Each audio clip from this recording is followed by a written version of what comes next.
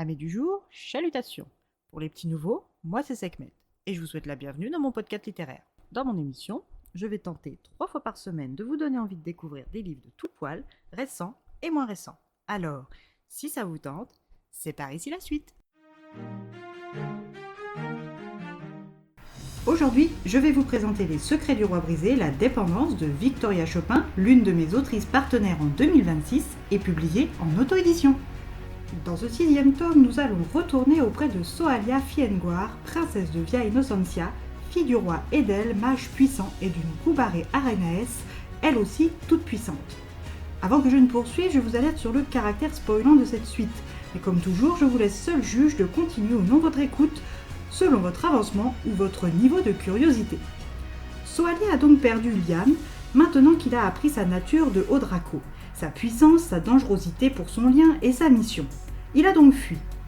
En mâle alpha, complètement égoïste et tordu, il a pensé que partir sans Soalia serait bon pour elle et une façon parfaite de la protéger du danger qu'il représente sans se préoccuper de sa douleur à elle. Quand son ami John s'est lancé à sa poursuite, Liam n'avait aucune chance de lui échapper. Le métamorphe loup-garou et son odorat ont eu raison de sa cabale, mais pas de lui. John est rentré lourdement blessé et Liam s'est téléporté à Via Innocentia, là où Soalia, John et les autres ne pourront pas le rattraper. Amber, la femme du feu, métamorphe phénix, est le lien de John et vient de l'apprendre. Elle veille donc sur lui, et ce, même si ce gros balourd ne fait que des bêtises en la blessant au passage. Tout comme Liam, il refuse de mettre en danger sa belle, et pour ce faire, il est prêt à la mettre de côté. Mais Amber n'est pas une femme faible, elle riposte, le pousse dans ses retranchements, le rend même jaloux. Elle utilise toutes les cartes qu'elle a dans son jeu pour qu'il accepte leur lien et sa présence auprès de lui.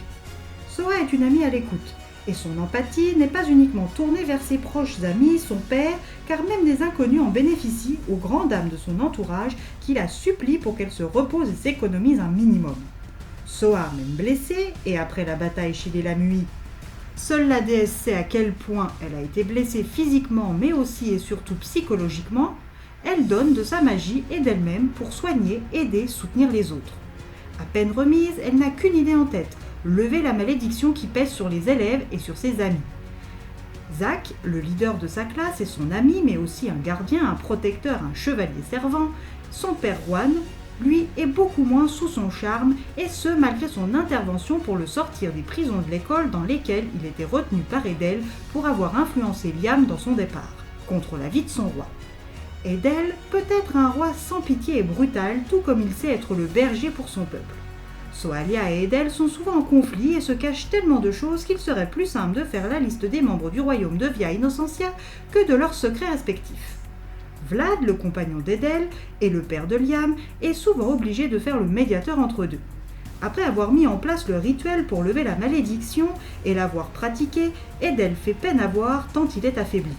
Soa, qui n'a plus beaucoup de force, les partage tout de même avec son père qu'elle redoute de perdre plus que sa propre vie. Sa grande faiblesse permet à Tai Fiengoir, son grand-oncle, considéré par tous comme le meurtrier de Yue et Fils, ses grands-parents, de se réfugier dans son corps. Soalia ressent tout ce que subit son grand-oncle et souffre le martyre. Elle comprend que le véritable ennemi qui l'attend à Via Innocentia, c'est Kamael Lamui, ce mage qui se nourrit des mages qu'il contrôle et qui en a après son lien et sa nature aussi rare que puissante. Juan, qui n'est pas l'un de ses fidèles partisans, saute sur l'occasion pour tenter de forcer son esprit pour la réduire à peau de chagrin.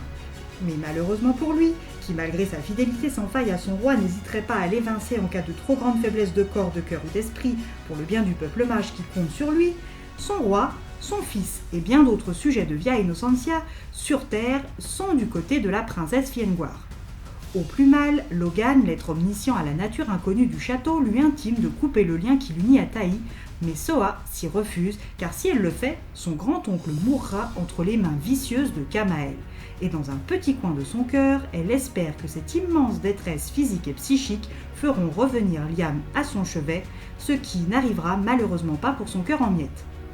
De nouveau sur pied, elle tente d'expliquer à son père l'innocence de Tai qu'elle a ressentie, mais elle est 100% hermétique à cette hypothèse, ce qui crée une nouvelle tension dans leur relation déjà tumultueuse. Avec l'aide d'Amber, de Zach, de John, et de tous ceux prêts à lui prêter main forte et à la croire, Soalia va chercher des réponses et un moyen de se rendre à Via Innocentia pour sauver Tai, retrouver Liam et tuer Kamael. Mais avant de pouvoir s'y rendre, elle va devoir gérer la rentrée de ses camarades fraîchement libérés de la malédiction et les guerres de pouvoir intestines qui empoisonnent le château. Soalia aura-t-elle la force d'accomplir toutes ses missions? Et ce, en aidant toujours les autres avec sa magie. À vous de dévorer ce nouveau tome pour le découvrir.